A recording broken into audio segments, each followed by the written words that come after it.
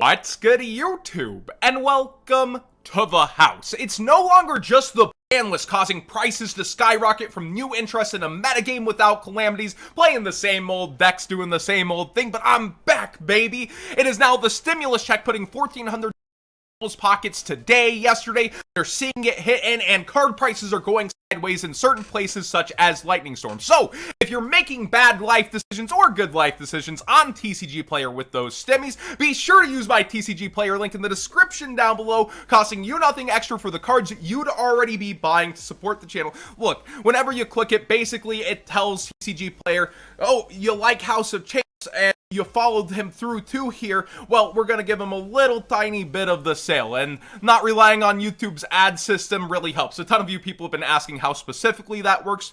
Always up front with you guys. That being said, Lightning Storm from Ignition Assault. This card has its reprint clock ticking faster than almost anything, but it is a major chase cards. We see Konami hold out cards like this till the Megaton sometimes, but it could be as soon as, I hate the term though, sooner than I know, but we don't know when reprints are coming. We could see this as soon as Ghosts from the Past, and it's pretty scary that people are spending now $100 bills on this card or more. We do see a couple motivated sellers here early, very cheap prices, and I'll go ahead and make a sale. Also, we have 4 before it gets to 110, 115. That's my forewarning on this card, guys. It could be reprinted or announced for reprint anytime, and with that, you usually want to beat the reprint announcement on your sale, or you're losing a pretty good percent of money. But it's not as if this doesn't have legitimate uses, such as forcing Ice Dragon's Prison and getting it out of the way, making sure it's not harming your field, which is also up in price. How many times am I going to say Rise of the Prices this week?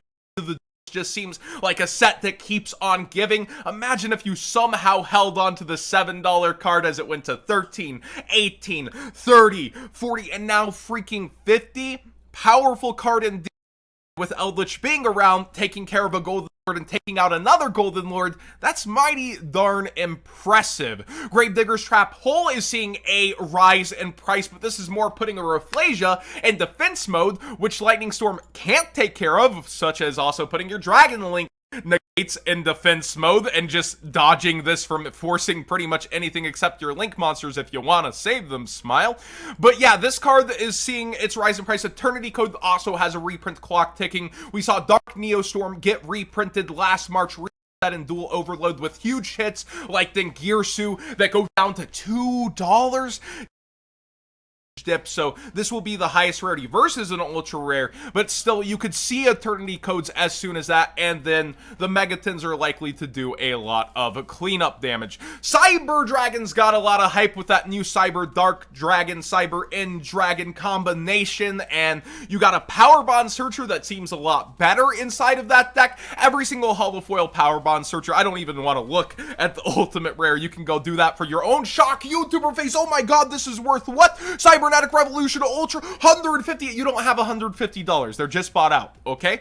But realistically, the holofoil versions of this will be up versus their old market prices. The first edition was probably a decent chunk above $6, but still, like, you're not going to see $150 sales on cards like this yet when they have nicer rarities, nicer looking copies. But across the board, you might want to dig through your closet if you're not a Cyber Dragon player. Look through your, Legendary Collection openings and see if you had something that used to be worth, $2 that's gone up consistently over time.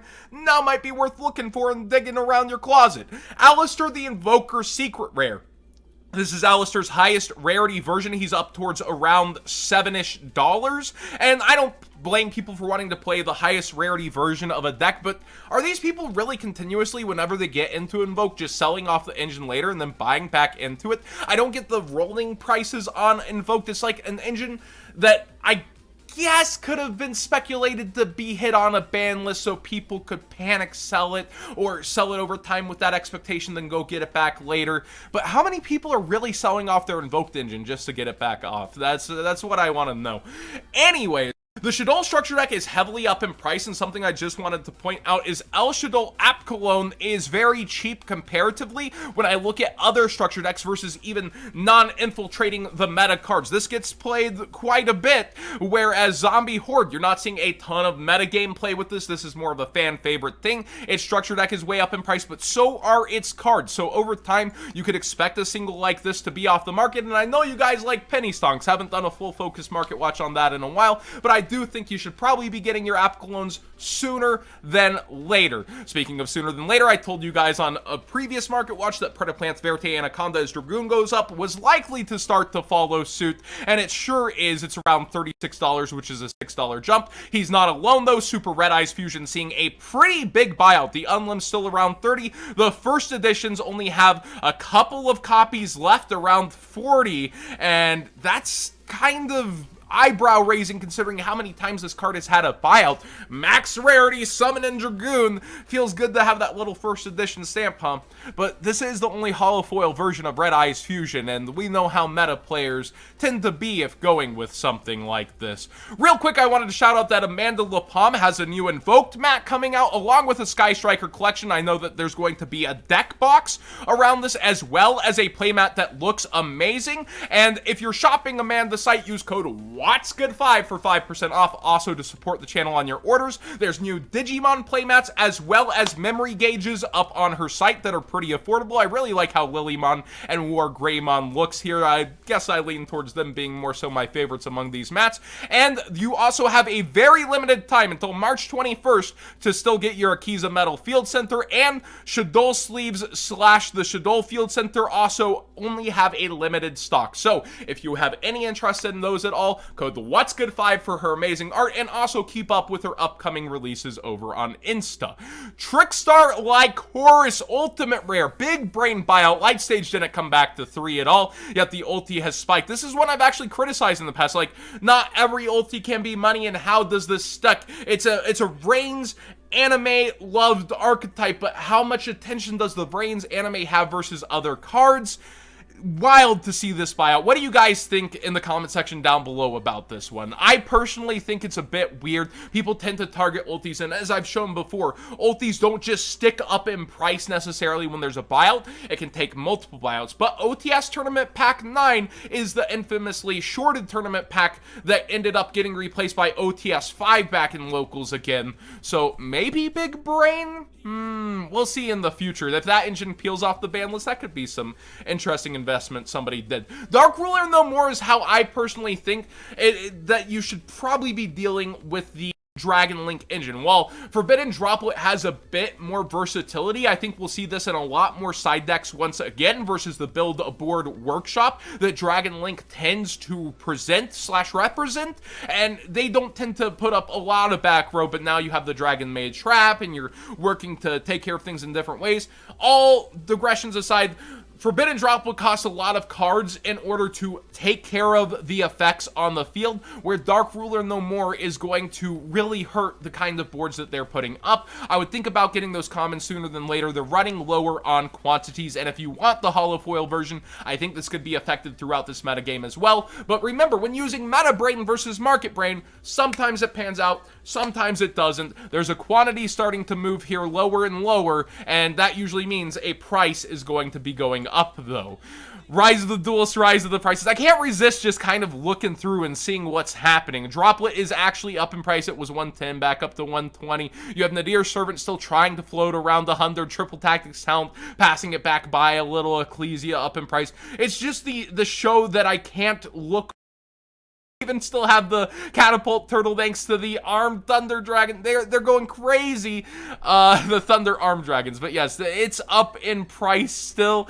It's just a wild ride, but hopefully this is going to come to an end at some point this year in terms of the insane prices, and then we'll just have the Starlights to remember it all by. Infernoids are up in price. We see Decatron jumping. It was actually as low, I want to say, as $6-7 when I looked just a couple of weeks ago. So I don't know if this overperformed in some tournament or has attention towards its metagame, or just because a lot of and it seems to be going that way. Ah, yes, the next Madolche, except it's not sweet waifus or something like that. But that is up in price, so is Ultimate Tier, multiple Infernoids trekking up. I can't imagine, void imagination, that that's really the greatest version of buyouts, but it comes back into metagame after metagame, underestimated, ends up stealing a top, then people talk about how inconsistent it is, then it disappears, then it steals another top. This has happened through history, and banishing stuff like Eldritch, not the worst.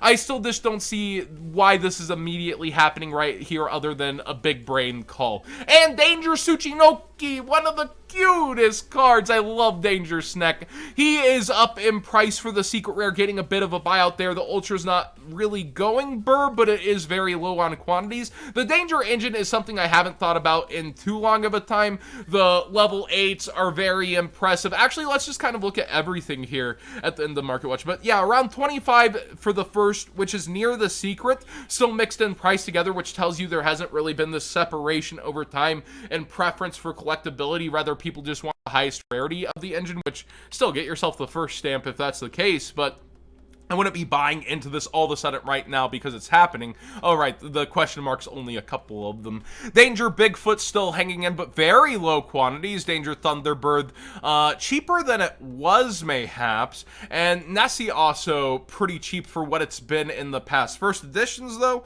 are separating a little bit from those unlocked.